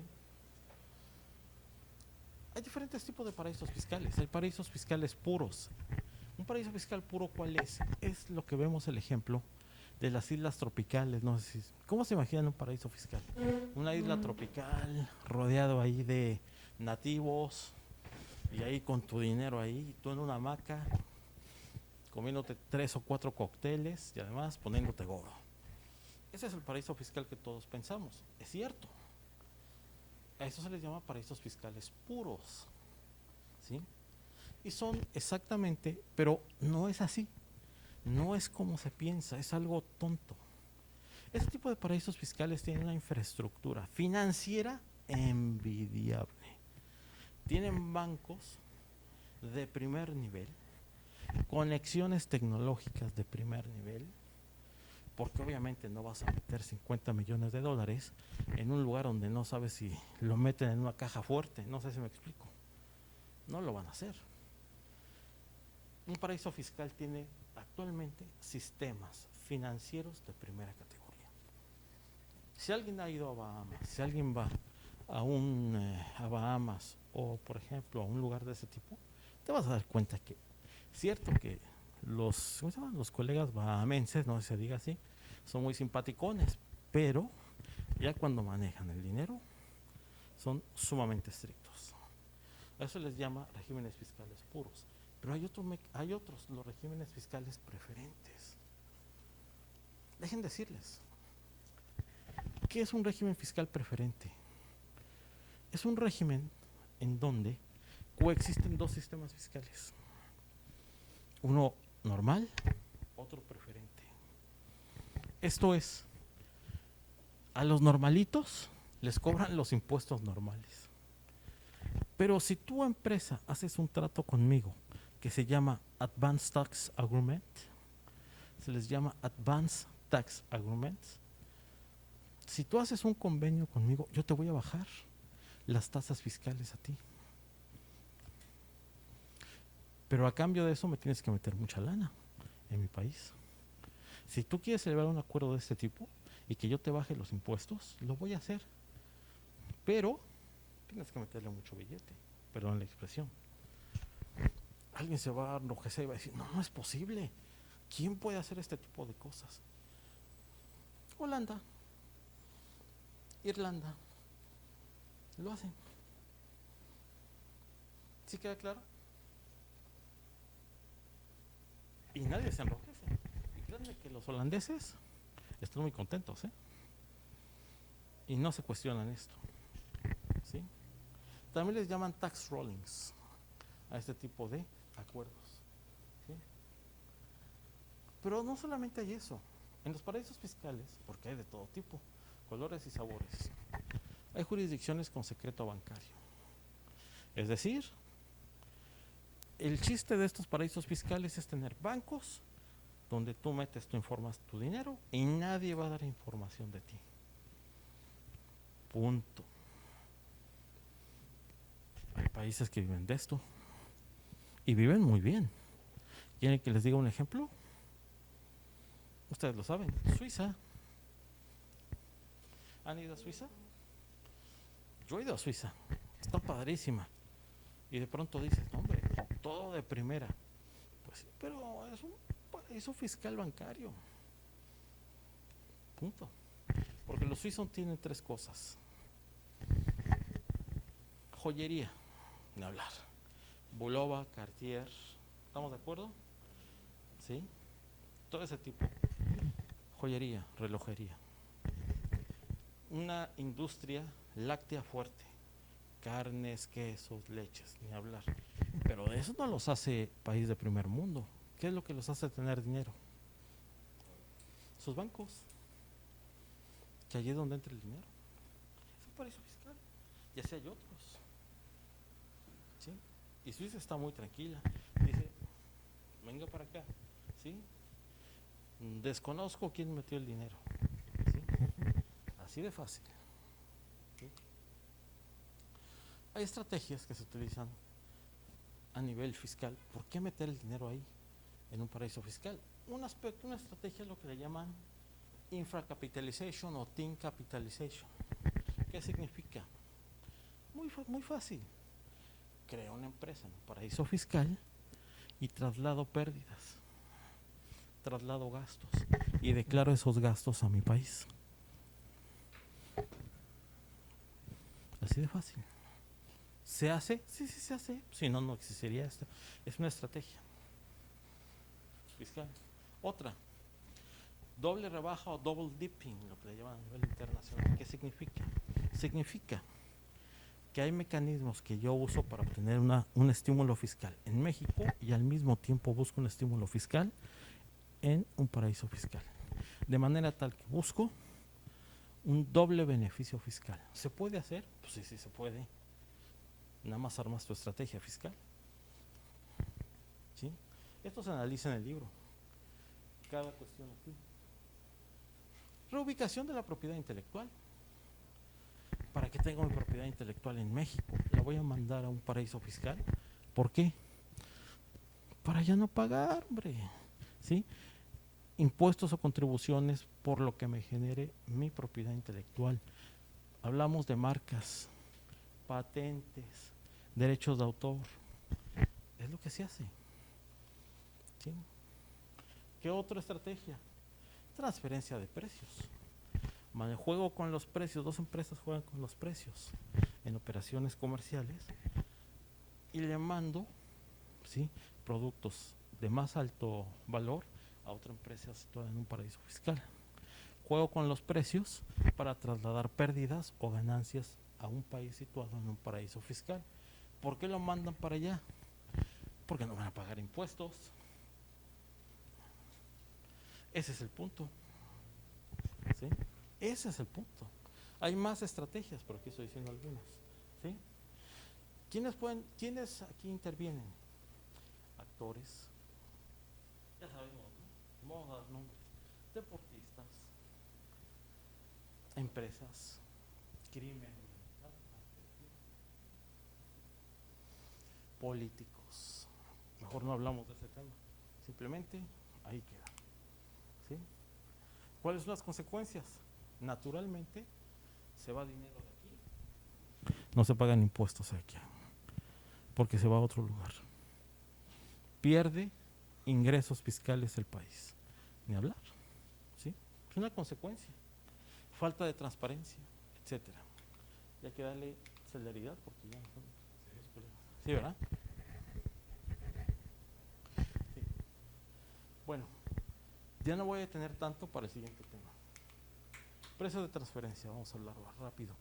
Muy rápido porque ya tenemos el tiempo encima. Precio de transferencia, ¿qué son los precios de transferencia? En términos generales, los precios de transferencia, estamos hablando de análisis y asignación de valores que se hacen entre partes relacionadas en operaciones comerciales y financieras donde se trasladan bienes, servicios, ¿sí?, e intangibles. ¿Con qué propósito? Con el propósito de que a través de esas operaciones, en un momento determinado, puedan maximizar sus utilidades. De eso se trata. ¿Sí? Esos son los precios de transferencia. ¿Los precios de transferencia pueden generar problemas fiscales? No, si obedecen, por ejemplo, a operaciones comerciales de competencia, de libre competencia normal. Si es eso, no pasa nada. Pero hay otros problemas. ¿Sí? Los problemas vienen cuando para que haya un precio de transferencia, tiene que haber una operación comercial entre empresas vinculadas o relacionadas entre sí.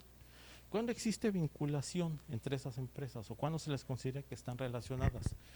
Cuando una de las empresas tiene dirección, control, administración, manejo o tiene una participación legal o comercial sobre otra empresa.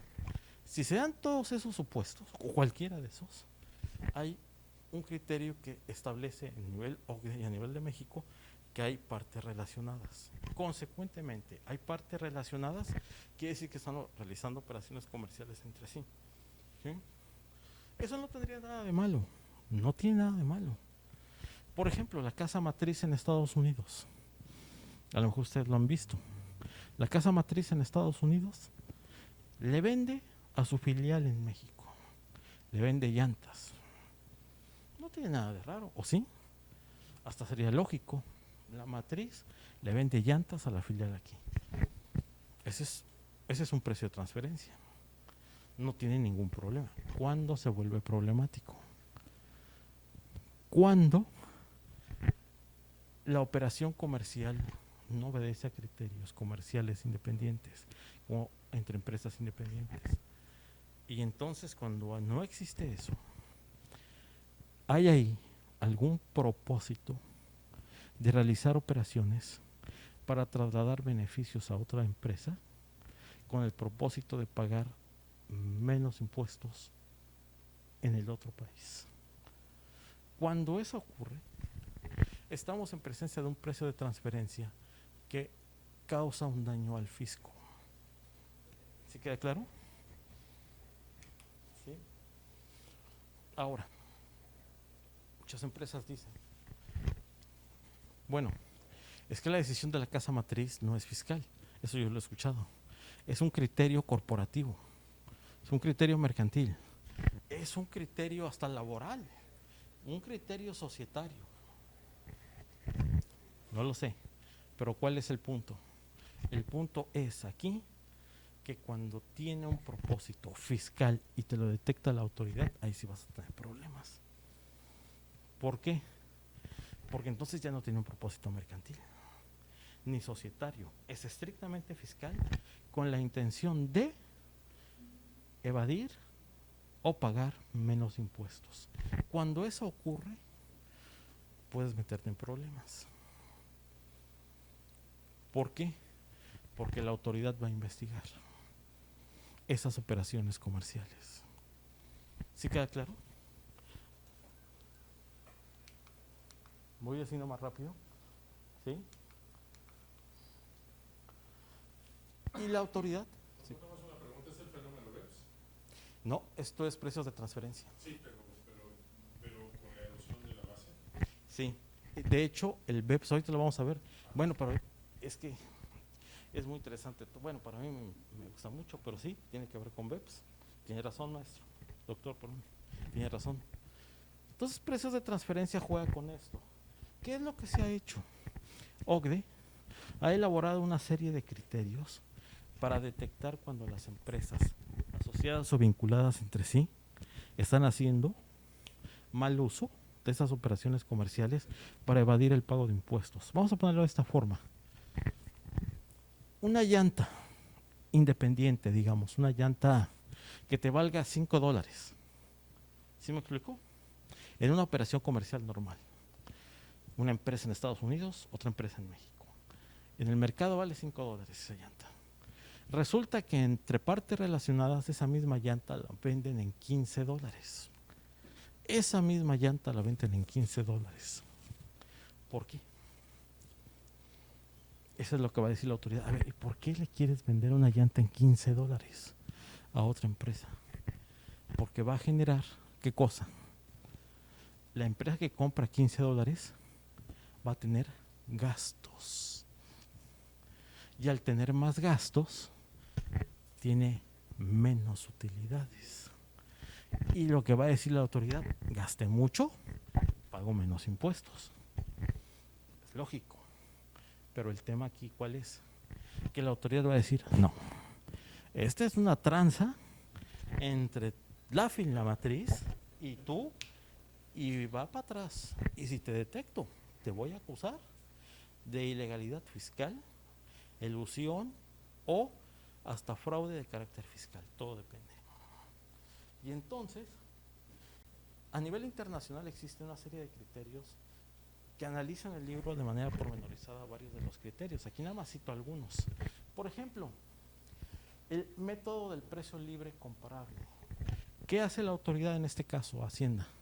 Lo que hace es checar el precio de bienes y servicios similares del objeto de operación comercial y dice, aquí lo que me está diciendo es que estos bienes y servicios similares tienen un precio distinto de lo que tú estás haciendo.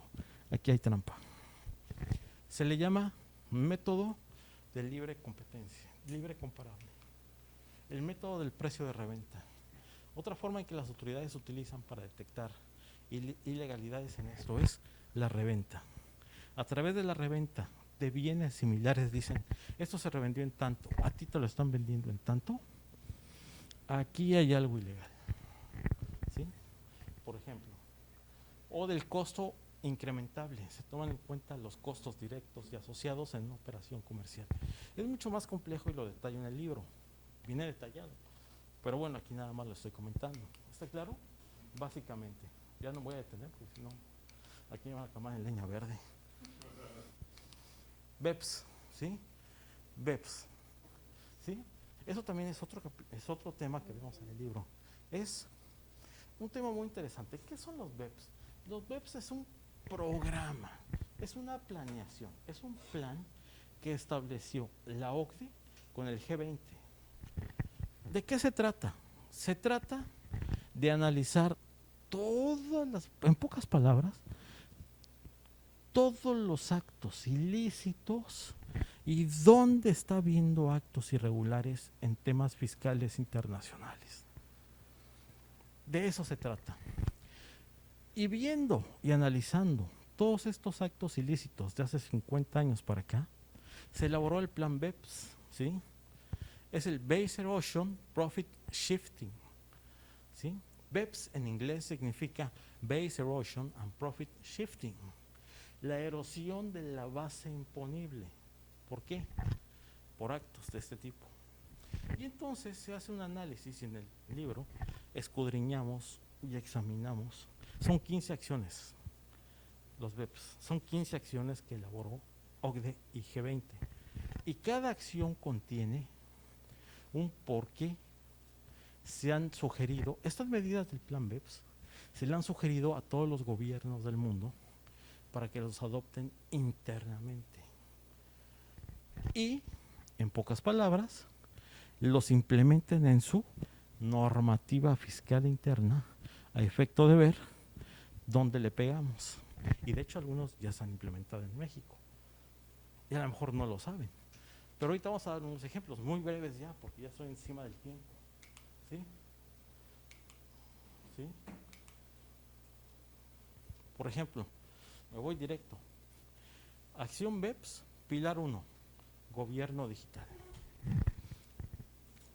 Se han establecido mecanismos para, ¿sí? Mecanismos para regular todo lo que es temas digitales. Por ejemplo, ¿no se dieron cuenta que desde hace como 3 años se está cobrando ya un impuesto en plataformas electrónicas? Alguien dice, es que nuestros legisladores fueron muy brillantes. No, ¿qué legisladores? Esto está en el plan BEPS. Esto viene del plan BEPS, no es de México. México simplemente agarró, firmó el plan BEPS y lo está implementando ya. Segunda acción, por ejemplo, neutralizar los efectos de los mecanismos híbridos en el derecho fiscal internacional. ¿Qué es un mecanismo híbrido? Básicamente, un mecanismo híbrido puede ser de 2 puntos, entes y actos.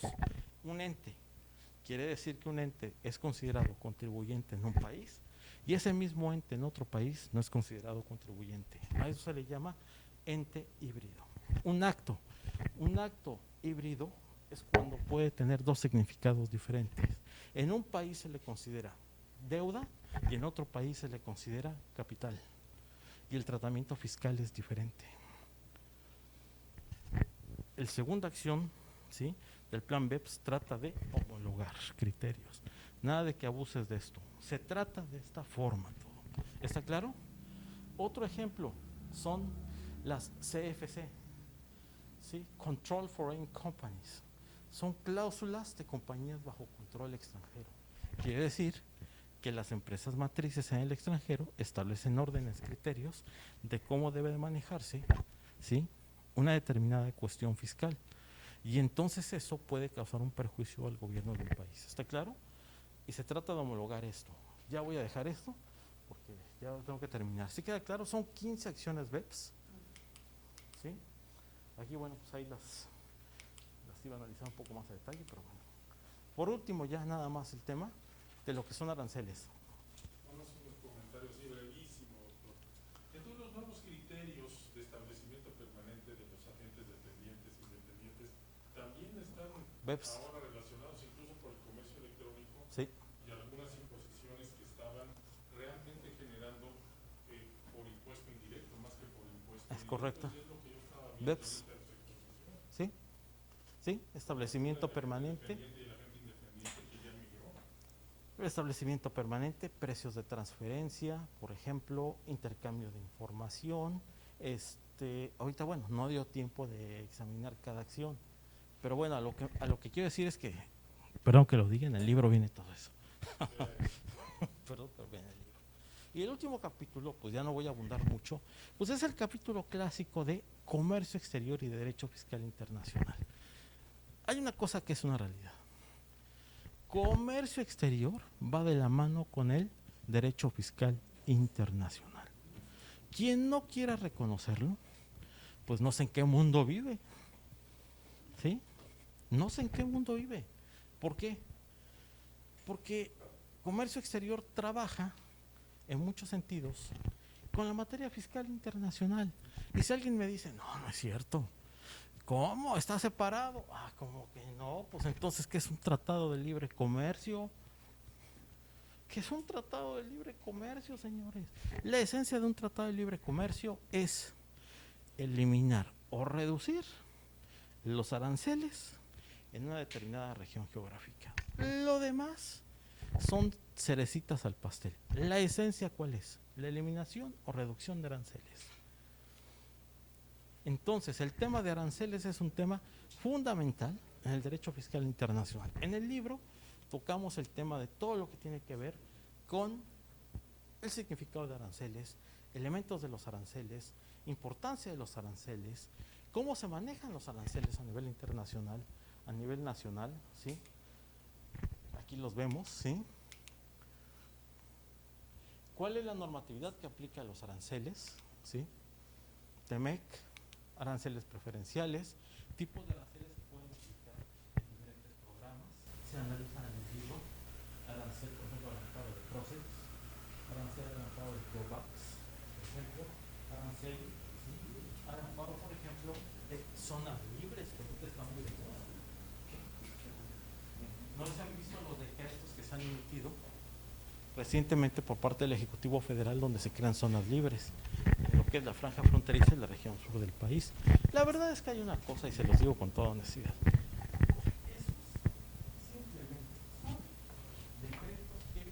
Vuelven a reciclar acuerdos de...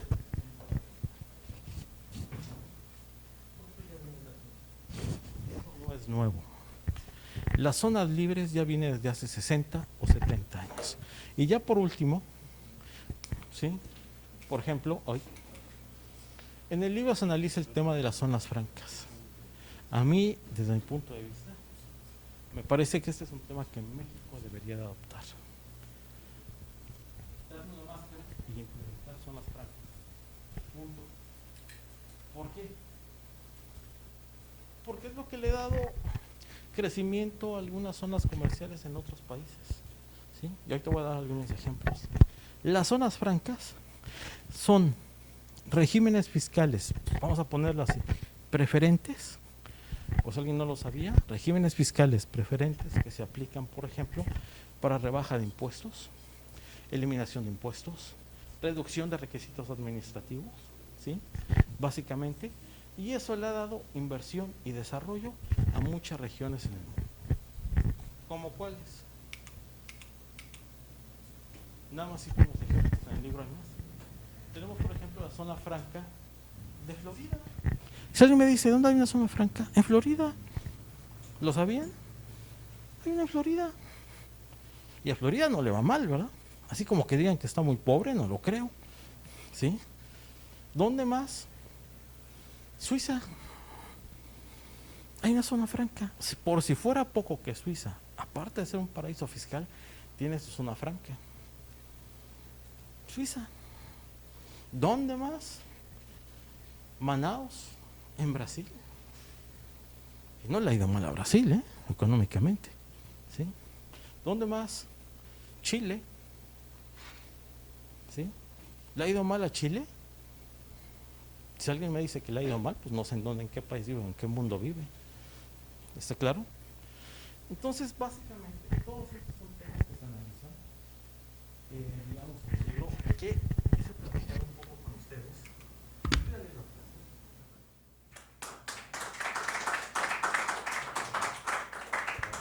Muchísimas gracias, doctor Adar.